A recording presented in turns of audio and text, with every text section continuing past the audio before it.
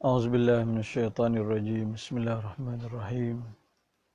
Assalamualaikum warahmatullahi taala wabarakatuh.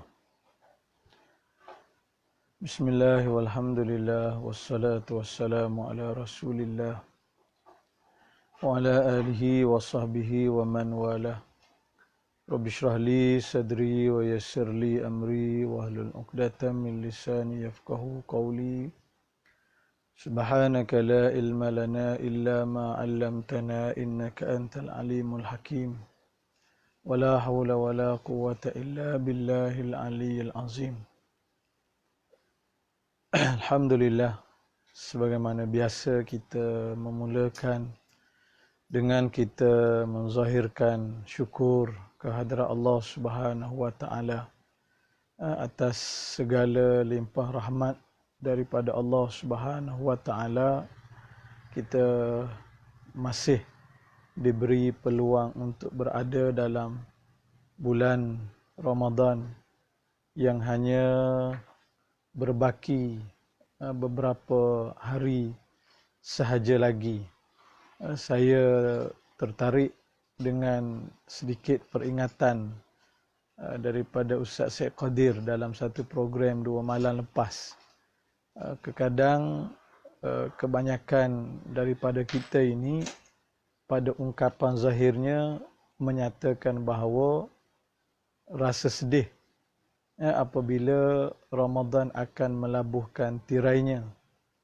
Tetapi apakah sedihnya kita itu hanya bersifat lahiriah semata-mata, dalam erti kata hari ininya sedih hanya pada tulisan di Facebook, rasa sayu, rasa sedih Ramadan nak meninggalkan kita dan sebagainya.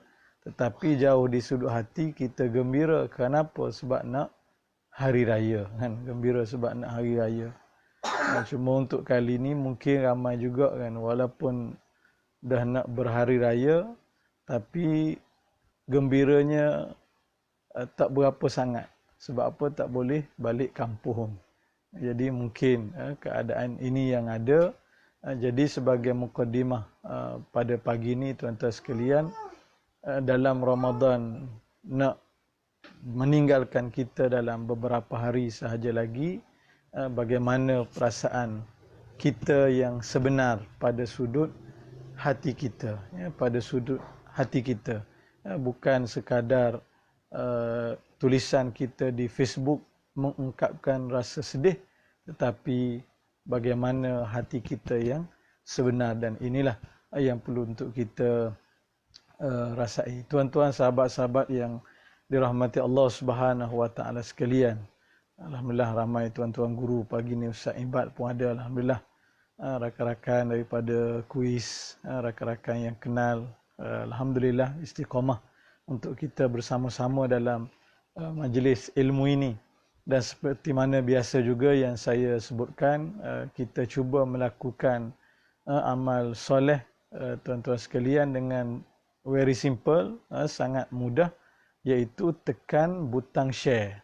Kita tekan butang share, kita berkongsi perkara-perkara kebaikan untuk sama-sama kita diberikan pahala oleh Allah Subhanahu wa ta'ala. Benda simple, kita tekan butang share. Mungkin dengan asbab kita share, ada sahabat-sahabat kita sempat mengikuti perbincangan-perbincangan ini, maka mudah-mudahan di samping mereka juga ada pahalanya, kita yang berkongsi kebaikan juga ada pahala di sisi Allah Subhanahu wa ta'ala. Tuan-tuan, sahabat-sahabat yang dirahmati Allah Ta'ala sekalian, pada pagi ini kita sambung ayat yang ke-8 hingga ayat yang ke-16 surah Al-Ghashiyah. Ayat yang ke-8 hingga ayat yang ke-16 surah Al-Ghashiyah. A'udzubillahi minasyaitonirrajim.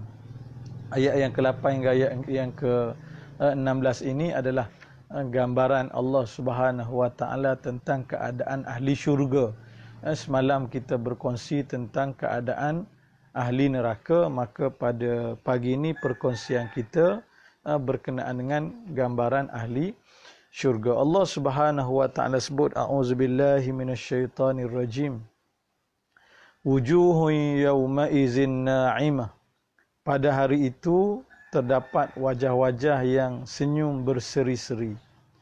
Lisa'yiha radiyah, kerana mereka merasa senang dengan usaha yang telah mereka lakukan di dunia. Fi jannatin aliyah, mereka berada dalam syurga yang tinggi. La tasma'u fiha laghiyah, di sana kamu tidak akan mendengar perkataan yang tidak berguna. Fiha ainun jariyah, di sana juga ada mata air yang mengalir. Fiha sururum marfu'ah, di sana juga, yakni di dalam syurga, ada katil-katil yang tinggi.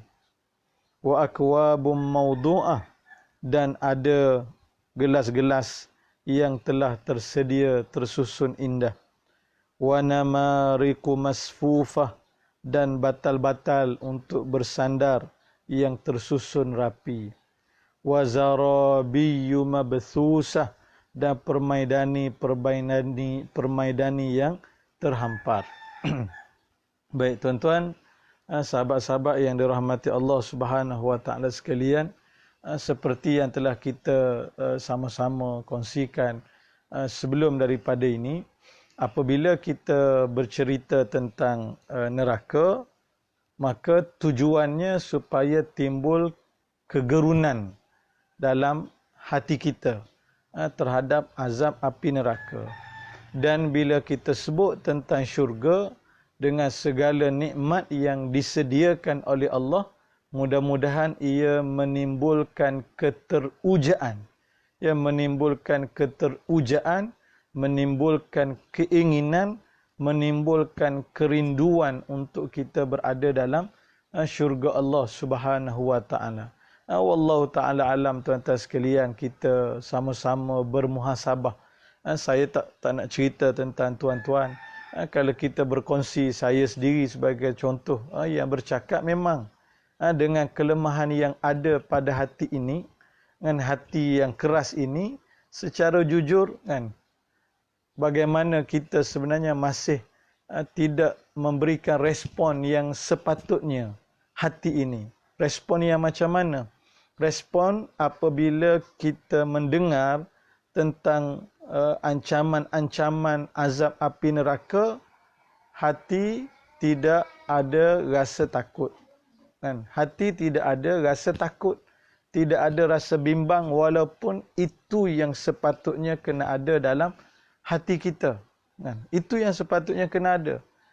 Seperti juga apabila disebut syurga, kan? Disebut syurga, hati ini juga tidak ada keteringinan, tidak ada keterujaan untuk kita mengharapkan benar-benar kita beroleh syurga. Pada lafaz mulut kita boleh sebut kan, Allah takutnya neraka, Allah rindunya nak masuk syurga, tapi apakah ia benar-benar lahir daripada hati ini? Kan, itu yang kita kena muhasabah. Sebab itu bila kita lihat, tuan-tuan sahabat-sahabat sekalian, mungkin kita melihat, khususnya bila saya berkongsi dengan tuan-tuan ayat-ayat daripada juzuk 30 surah-surah ini, semacam berulang perkara yang sama. Balik-balik cerita syurga, balik-balik cerita neraka, daripada surah daripada surah An-Naba, surah At-Takwir, surah At-Tariq yang kita bincang, cerita syurga neraka, syurga neraka, syurga neraka. Semacam kita merasakan ia berulang. Memang tuan-tuan sekalian, bukan sekadar juzuk 30 disebut oleh almarhum Tuan Guru, kita teliti juzuk 30, juzuk 29, memang Allah Ta'ala bercerita tentang perkara ini, syurga neraka, syurga neraka, syurga neraka. Supaya apa? Supaya hati kita ini hidup. Bila dengar neraka, Allahu Akbar, rasa takut.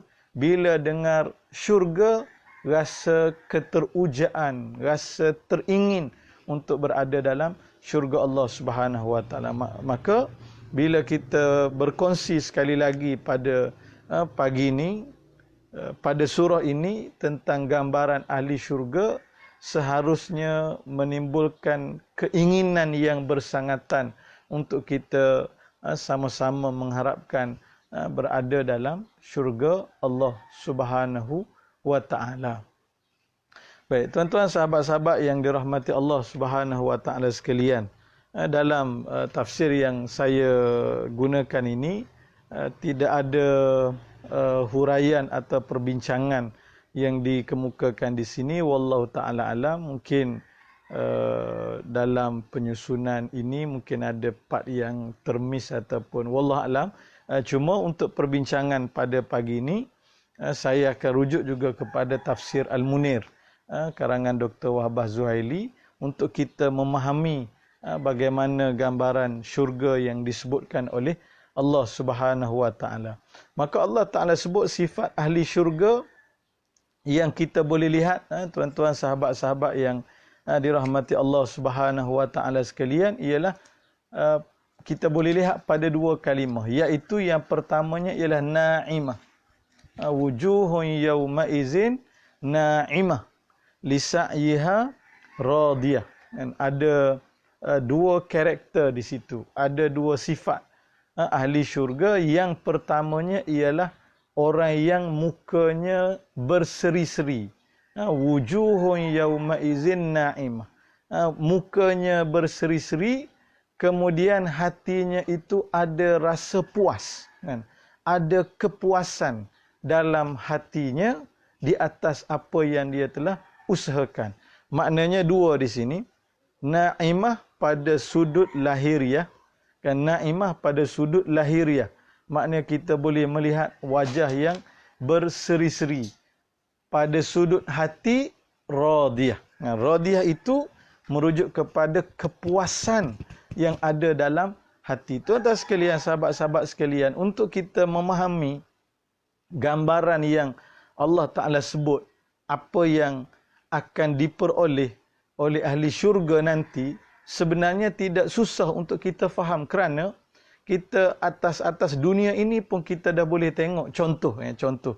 Bila orang dia seronok, bila orang yang dia dapat sesuatu yang memang dia impikan, dia cita-citakan, bagaimana reaksi dia, kan? Bagaimana reaksi dia? Saya sekadar sebut dua contoh, kan? Yang pertamanya ialah kalau orang berkahwin, kan?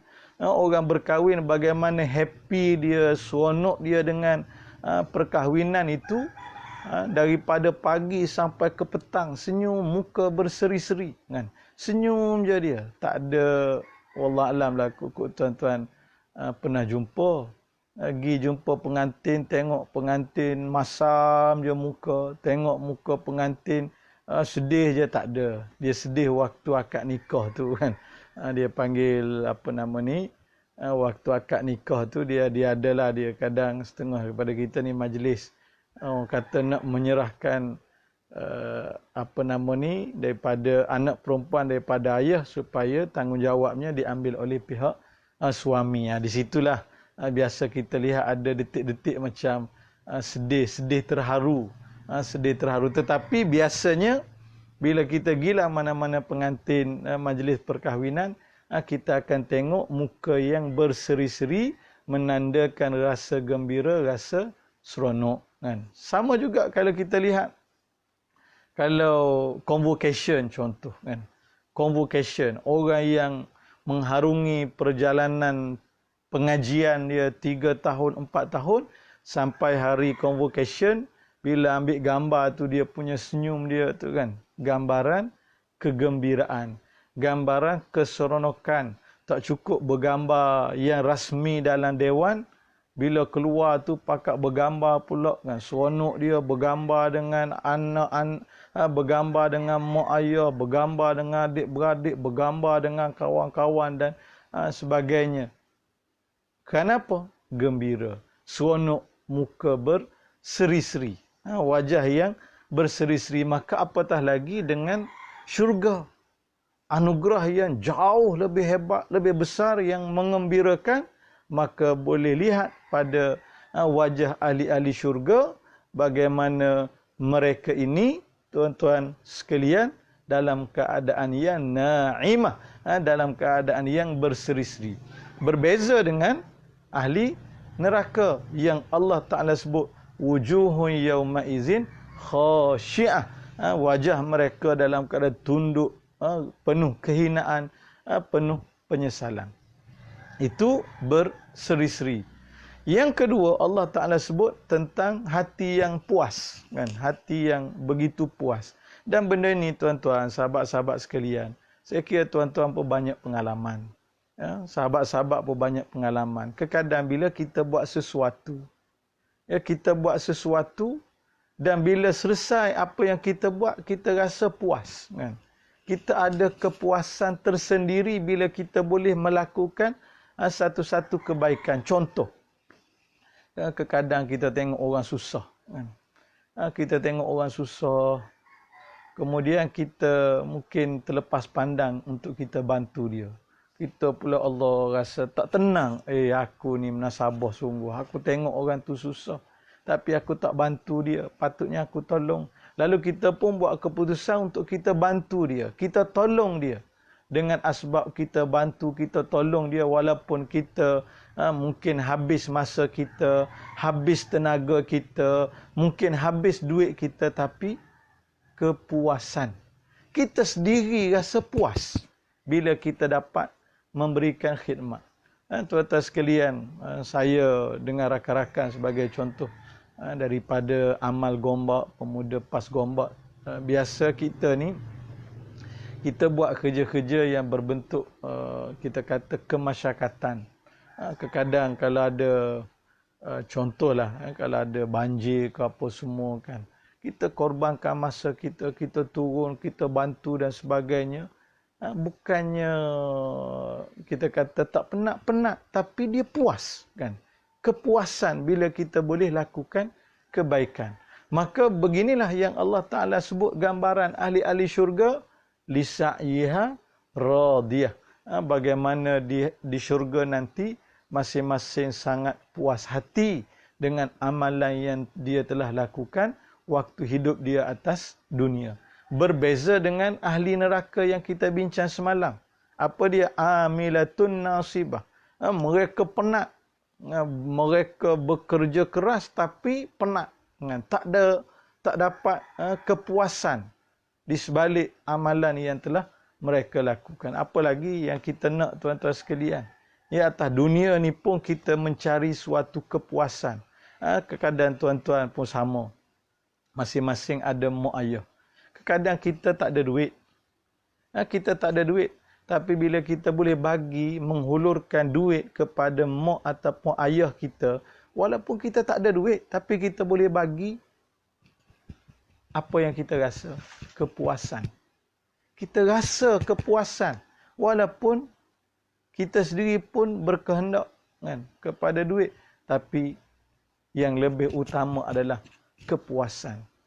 Kadang ada setengah-setengah daripada kita yang mungkin Allah beri kepadanya suatu peluang untuk dia berkhidmat dengan mak ayah yang sakit sebagai contoh. Memang dia terpaksa korbankan masa dan sebagainya, tetapi dia sanggup. Kenapa? Kepuasan. Kepuasan apa?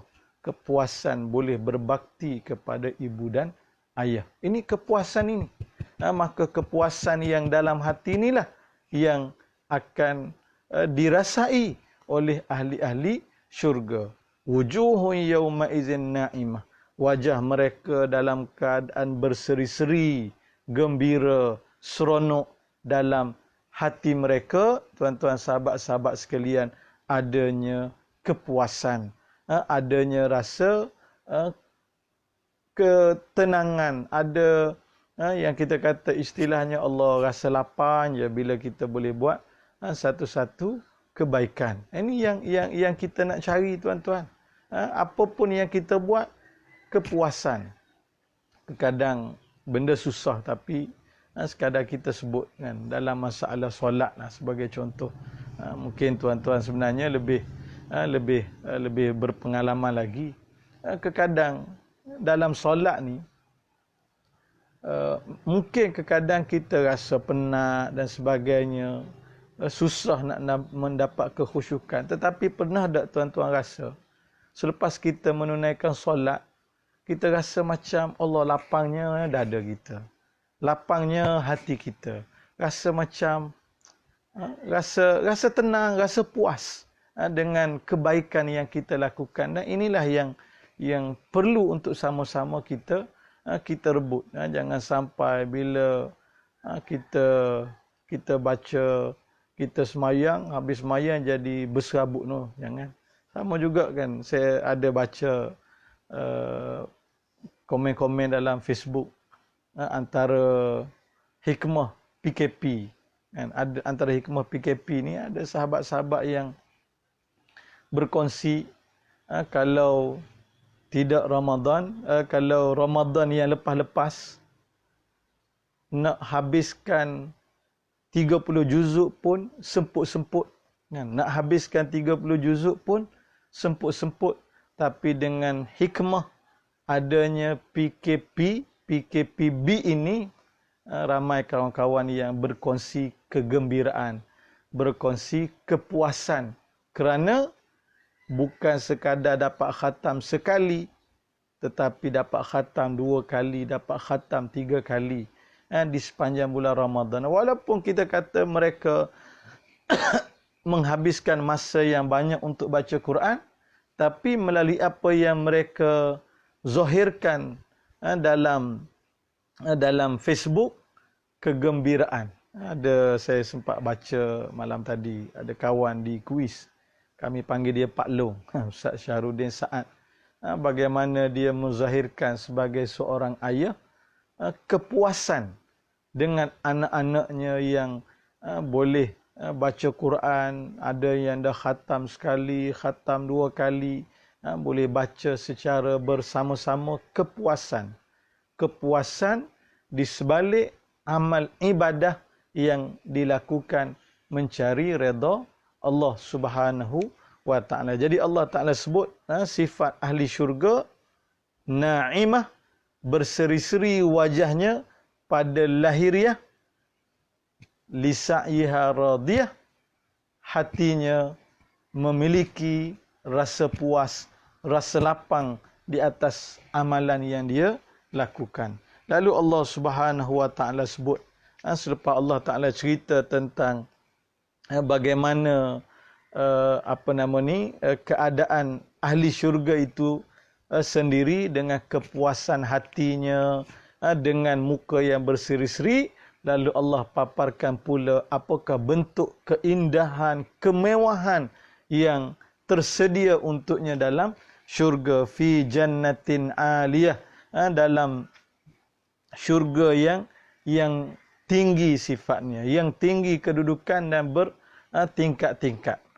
Kalau kita lihat neraka, dia ke bawah, semakin dalam, semakin dalam, semakin dalam. Adapun syurga semakin tinggi, semakin tinggi, semakin tinggi. Tak usah cerita syurga, sahabat-sahabat sekalian, kan? Atas dunia ni pun kadang orang berebut-rebut nak bina bangunan-bangunan tinggi. Dan lagi tinggi, lagi tinggilah dia punya harga dia. Lagi mahal lah dia punya harga dia. Keseronokan, boleh naik suatu tempat yang tinggi, gambaran betapa seronoknya manusia kalau boleh berada pada satu tempat yang tinggi. Maka tempat inilah yang tersedia untuk ahli-ahli syurga. Fi jannatin aliyah la tasma'u fiha laghiyah. Mereka tidak mendengar perkataan-perkataan yang sia-sia. Kita dah sebut waktu bincang surah An-Naba, la yasma'una fiha laghwan wala kidzaba. Dalam syurga ni tak ada masa dah nak dengar berita-berita yang palsu, tak ada dah. Kita ni seperti yang saya sebut sebelum daripada inilah, kan, atas dunia ni berita palsu tu ada sokmo, kan. Berita palsu tu ada sokmo, kan. Suatu berita-berita yang satu partnya ialah berita palsu, Kan? Itu satu part. Yang keduanya ialah cakap-cakap orang yang tidak senang dengan kita. Kan? Cakap-cakap orang yang tidak senang dengan kita dengan memberikan tomahannya, memberikan kritikannya yang kadang kita ni Allah lah bila dengar serabutlah kan. Kita ni hak fitnah satu bab, duk serabut dengan berita betul tak betul tu satu bab. Tapi kadang kita disibukkan pula dengan orang duk komen begitu, kritik begitu dan sebagainya. Macam-macam. Lempar keserabutan yang kita mungkin rasai waktu kita duduk atas dunia ni. Kadang orang kata begini, orang yang dengki, kata pula begini, orang yang tak senang dengan kita kata begini kan. Kadang setengah orang dia jadi berserabut kan. Sebab tu kalau ada kawan-kawan yang sebut kan, kata dia kalau orang yang nak rasa hidup bahagia, jangan ada Facebook, jangan ada WhatsApp. Jangan ada Facebook, jangan ada WhatsApp. Oh, bahagia dia. Guna telefon hak lama tu, Nokia lama hak yang hanya boleh SMS je. Tu bahagia hidup dia. Kalau ada WhatsApp tu, Allah lah, macam-macam. Macam-macam cerita, macam-macam berita masuk kan. Dalam nak buat kebaikan pun orang duk bercakap. Kalau buat jahat, apatah lagi kan. Ada je orang bercakap kan. Jadi kalau buat baik pun kan, buat baik pun ada orang duk bercakap juga, buat jahat apatah lagi. Jadi kadang duk serabut kita dengan tuduhan orang tu, kata-kata fitnah begitu begini. Akhirat la tasma'u fiha laghiyah. Tidak ada lagi mendengar perkataan-perkataan yang sia-sia. Illa kilan salaman salama dalam surah yang lain dalam Al-Waqi'ah. Illa kilan salaman salama. Melainkan suatu ucapan kata-kata yang semuanya seronok belaka. Ucapan selamat. Macam kita lah dalam 2-3 hari lagi nak berhari raya. Kalau ikut kepada tarikhnya, esok tu tengok anak bulan lah 29. Hari ni 28, esok tu tengok anak bulan. Tapi kita di Malaysia ni banyak tahun dah. Kalau dalam takwim kata raya tu hari Ahad, biasanya raya tu hari Ahad lah kan. Walaupun esok tengok anak bulan. Tapi nak sebutnya bila dah berhari raya, kita berkongsi kegembiraan. Jumpa orang tu ucap selamat hari raya. Jumpa orang ni ucap selamat hari raya. Jumpa orang tu ucap selamat hari raya. Jumpa orang ni ucap selamat hari raya. Pakai dia ucap selamat hari raya. Kan seronok. Kan? Maka begitulah dalam syurga. Tak ada masa dah nak dengar kata-kata kosong. Masing-masing duk ucap salaman salama. Kan? Duk ucap selamat sana, selamat sini. Allah seronok tuan-tuan sekalian. Fiha ainun jariyah. Kan dalam syurga pula ada mata air yang mengalir. Dalam istilahnya ialah kita nak minum air je ada. Kita nak minum air je ada. Teringin nak minum air ada. Kita bulan Ramadan ni, kalau nak minum air nak kena cari. Kadang ada kawan-kawan, walaupun kita di Lembah Kelang ni, mungkin ada sahabat-sahabat Lembah Kelang, susah nak cari air tuak. Orang Kelantan memang dia minat dengan minum air tuak kan. Tapi lah ni Allah mudah. Air tuak ada, lokcing pun ada, macam-macam ada, semua ada kan. Tapi kena carilah. Kan? Kena cari, kena order dan sebagainya. Tapi akhirat dalam syurga, Allahu Akbar, mudah. Terlintah je nak minum air tu ada. Terlintah nak minum air ni ada. Terlintah je ada. Terlintah je ada. Kenapa? Ulama-ulama sebut, bila Allah kata fiha ainun jariyah ni, ada mata air yang mengalir ni, dalam maksud ada di mana-mana. Kan? Ada di mana-mana. Teringin je nak minum air ni, ada airnya. Teringin nak minum air ni, ada airnya. Di mana-mana air itu tersedia mengalir dengan berbagai jenis minuman yang suci lagi lazat. Lagi lazat. Di mana-mana. Nak cari apa lagi tuan-tuan sekalian? Kemudian Allah gambarkan pula dengan keselesaan. Keselesaan dengan Allah paparkan bantal-bantalnya, Allah pamparkan dengan katilnya, dengan permaidaninya, gambaran tentang kemewahan, keselesaan yang akan dinikmati oleh ahli-ahli syurga. Kadang kita tak sah cerita, tuan-tuan sekalian, kadang setengah orang ni bila nak berhari raya ni, kadang dia cari kapet tu kan. Kapet tu kalau boleh kapet tu hak yang paling berkualiti. Kenapa nak bangga dengan tetamu satu part dah, tapi kadang nak kepada keselesaan. Kapetnya, kemudian kita tengok dari sudut hiasan sendiri pun kita kata bantal dengan dalam bila Allah sebut bantal yang tersusun, dan benda pun kita tak pelik kita tengok dalam mana-mana pun kalau dia punya hias rumah ke apakah, dia akan ada bantal sebagai gambaran kita kata apa, kemewahannya, gambaran keindahan, kenikmatan yang ada. Kadang ni bantal ni bukan fungsi untuk tidur saja kan. Kalau dulu bantal tu untuk tidur je, tapi ni bantal pun untuk istilahnya apa nama ni, untuk dia panggil apa ni, kemewahan, untuk keseronokan, untuk kepuasan. Sampai ni pun nak menikah pun duduk atas bantal juga ni kan. Nak menikah duduk atas bantal. Pengantin je lah duduk atas bantalnya. Qadi tidak kan. Nak cerita kalau dulu bantal untuk tidur ni kan. Tuan-tuan boleh lagi lah mana-mana pun kalau kita lihat ni musim-musim hari raya ni nak berjalan pun tak boleh. Tapi biasanya kalau kita akan lihat ada sofa, mesti ada bantal atas sofa dia kan. Mesti ada bantal. Duduk atas sofa tu sudah ada. Bersandar pula pada bantal. Allah, gambaran keselesaan, kesenangan, kenikmatan yang Allah Subhanahu Wa Taala sediakan kepada ahli syurga. Maka tuan-tuan, kembali kepada asal yang saya sebutkan tadi. Daripada pengkisahan-pengkisahan yang kita paparkan ini, kita cuba berusaha supaya dalam hati kita ini paling-paling tidak tertanam bibit-bibit ataupun tertanam suatu keinginan yang bersangatan, kerinduan yang bersangatan, keterujaan untuk kita berada dalam syurga Allah Ta'ala. Banyakkan doa, Allahumma inna nas'aluka ridhaka wal jannah.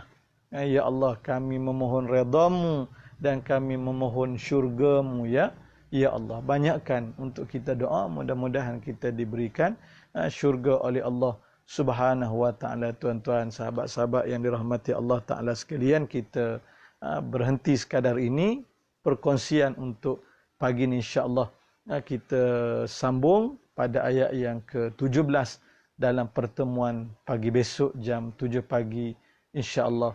Wallahu taala alam. Assalamualaikum warahmatullahi wabarakatuh.